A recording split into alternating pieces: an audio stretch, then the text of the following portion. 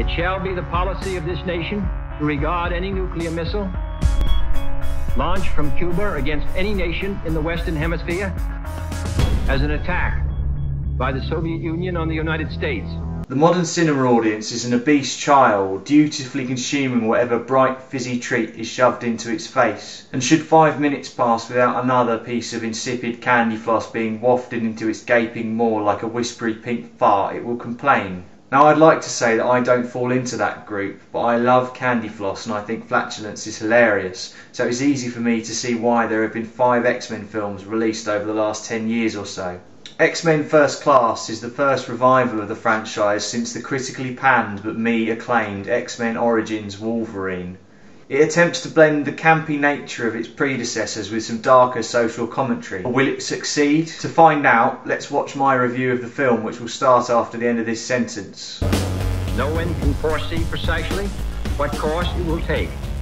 One path we shall never choose, and that is the path of surrender. X-Men First Class is a period piece in the same way that Crank is a sensitive look at drug addiction. It takes a few choice moments from the American century and then skews events so they can be integrated with the superhero mutants. Things start in a concentration camp back in 1944 when a Nazi Kevin Bacon attempts to harness the powers of metal manipulating Magneto by popping a cap in his mum.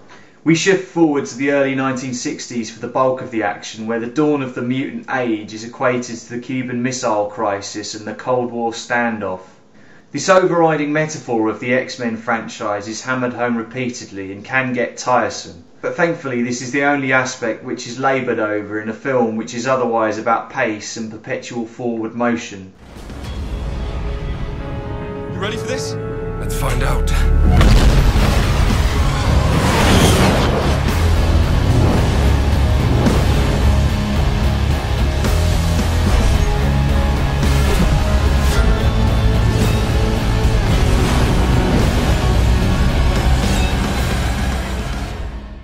For all the cool cars and natty specs, X-Men First Class can often forget that it is set 50 years in the past, and the dialogue in particular can get anachronistic at times. Having James McAvoy's Professor X occasionally spout the word groovy feels ridiculous, and that may well be the intention, but it does little to make up for the other inconsistencies. If you take the film as a cohesive whole, it works quite well, and while character development can be sacrificed for plot progression, there are some satisfying sequences to be found. I'm not sure there's as much substance to this film as its air of gravitas might have you believe, but it's polished to such a degree that you can't see the cracks. And so, like a teenager with a yeast infection, I suspect that nothing else is going to touch X-Men First Class this summer. Killing will not bring you peace. Peace was never an option.